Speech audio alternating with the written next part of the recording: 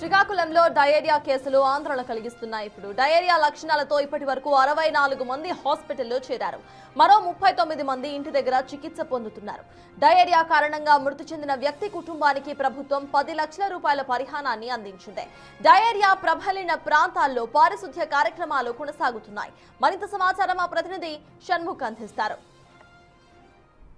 ప్రబలన diarrhoea ఏదైతే ఉందో దీంతో స్థానికంగా కొంత ఆందోళనకరమైన పరిస్థితి అనేది నెలకొంది. ప్రస్తుతం మనం చూసుకున్నట్టయితే ఈ డయేరియా ప్రబలన ఏరియాలో ప్రస్తుతం మనం ఉన్నాం. ఇంటి దగ్గర నుండి చికిత్స పొందుతున్నారు. వాళ్ళ పరిస్థితి కొంతమేర బాగానే ఉంది అని చెప్పి చెప్తున్నారు. అయితే ఓవరాల్ గా మొత్తం హాస్పిటల్లో చేరిన వాళ్ళ పరిస్థితి కూడా మెరుగ్గానే ఉందని చెప్పేసి కూడా డాక్టర్లు.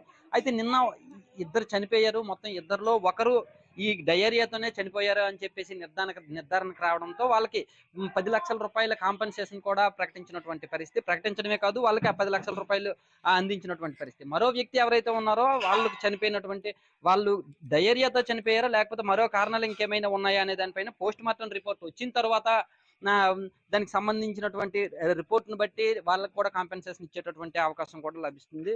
ఆ తర్వాత ఇంకా మనం ప్రస్తుతం చూసుకున్నట్టయితే స్థానికంగా కొంత ఆందోళనకరమైన పరిస్థితి ఉంది. ఎందుకంటే ఈ వాటర్ ఏదైతే ఉందో వాటర్ పొల్యూట్ అవ్వడం వల్లనే ఈ ఈ డయేరియా అనేది ప్రబలింది అనేది ప్రాథమికంగా ఒక అంచనా. దీనికి సంబంధించినటువంటి రిపోర్ట్స్ ఇంకా రావాల్సి ఉన్నాయి. ల్యాబ్కి పంపించినటువంటి ఇక్కడ వాటర్ శాంపిల్స్ కూడా ల్యాబ్కి పంపించారు. అయితే ఈ రీసెంట్గా కొన్ని రోజుల నుంచి ఇక్కడ శ్రీకాకుళంలో ఈ రోడ్ వైడింగ్స్ ఏవైతే ఉన్నాయో ఆ పనుల్లో భాగంగా కొంత ఈ కాలువల తవ్వకం ఇవన్నీ జరిగిన నేపథ్యంలో ఈ ఈ పైప్ లైన్స్ ఏవైతే ఉన్నాయో అవన్నీ కట్ అయ్యి వాటర్ అనేది పొల్యూట్ అయింది అని చెప్పేసి కూడా కొంత ప్రాథమికంగా అంచనాకు వచ్చారు. దీని కారణంగానే వాటర్ పొల్యూట్ అయింది, డయేరియా ప్రబలింది అని చెప్పేసి కూడా అధికారులు కొంతమేర అంచనా వేస్తున్నారు. దీనిపైన స్పష్టత రావాలి అంటే వాటర్ శాంపిల్స్ ఏవైతే ఉన్నాయో వైజాగ్ పంపించినటువంటి పరిస్థితి. దానికి సంబంధించినటువంటి రిపోర్ట్ ఈ రోజు సాయంత్రం కానీ రేపు కానీ వచ్చేటటువంటి అవకాశం ఉంటుంది. అది వచ్చిన తర్వాత స్పష్టత వస్తుంది. అయితే ఇప్పటికైతే మాత్రం అధికారులు అయితే మాత్రం చాలా ఫాస్ట్ గా ఇక్కడ చర్యలు చేపట్టినటువంటి పరిస్థితి. స్థానికంగా ఈ ఏరియాలో ఏవైతే ఉన్నాయో ఈ ఏరియాల్లో కూడా వాటర్ సప్లై అనేది నిలిపివేశారు. వాటర్ సప్లై నిలిపివేసి ట్యాంకుల ద్వారా స్థానికంగా ఉండే వాళ్ళందరికీ కూడా వాటర్ పంపిస్తున్నారు. పైప్ లైన్స్ ద్వారా వచ్చిన వాటర్ని ఎవరు యూజ్ చేయొద్దని చెప్పేసి ఆదేశాలు జారీ చేసినటువంటి పరిస్థితి. ఇంకా శానిటైజేషన్ కూడా చాలా స్పష్టంగా ఇక్కడ కనిపిస్తుంది. ఈ అన్ని వీధుల్లో కూడా బ్లీచింగ్ పౌడర్ కావచ్చు వీటన్నింటినీ కూడా చల్లి ఇక్కడ ఎలాంటి వ్యాధులు కూడా ప్రబలకుండా తీసుకునేటటువంటి చర్యలు తీసుకున్నారు. ఇంకా కాలువలు కూడా ఎప్పటికప్పుడు క్లీన్ చేస్తున్నటువంటి పరిస్థితి.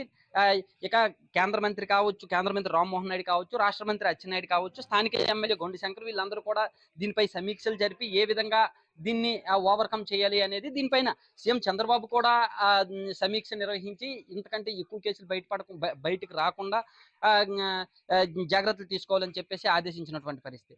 ఇక చూసుకున్నట్టయితే సుమారుగా 50 టీంలు ఇక్కడ స్థానికంగా ఈ డయేరియా ప్రబలిన ప్రాంతాల్లో 50 టీంలు ఇక్కడ ఉండి వాళ్ళకి నిత్యం వైద్యం అందిస్తున్నటువంటి పరిస్థితి. ఎవరైనా సరే ఎవరికి మోషన్స్ కావచ్చు లేదంటే వామిటింగ్స్ కావచ్చు ఇటువంటివి ఏమైనా కనిపించాయి అని అంటే మాత్రం వెంటనే తమను సంప్రదించాలి అని చెప్పి వైద్య బృందాలు ఉన్నటువంటి పరిస్థితి. వాళ్ళకి వైద్యం చేసి అవసరమైతే హాస్పిటల్కి పంపిస్తాం, లేదంటే ఇక్కడ లోకల్ గానే చికిత్స అందిస్తామని చెప్పేసి కూడా చెప్తున్నటువంటి పరిస్థితి. అయితే కిమ్స్ జెమ్స్ ఈ హాస్పిటల్లో ఇక్కడ గవర్నమెంట్ హాస్పిటల్స్ తో పాటు ప్రైవేట్ హాస్పిటల్లో కూడా ఈ డయేరియా ప్రబలిన వ్యక్తులు ఎవరైతే ఉన్నారో వాళ్ళందరినీ కూడా ప్రైవేట్ హాస్పిటల్కి కూడా తరలిస్తున్నారు.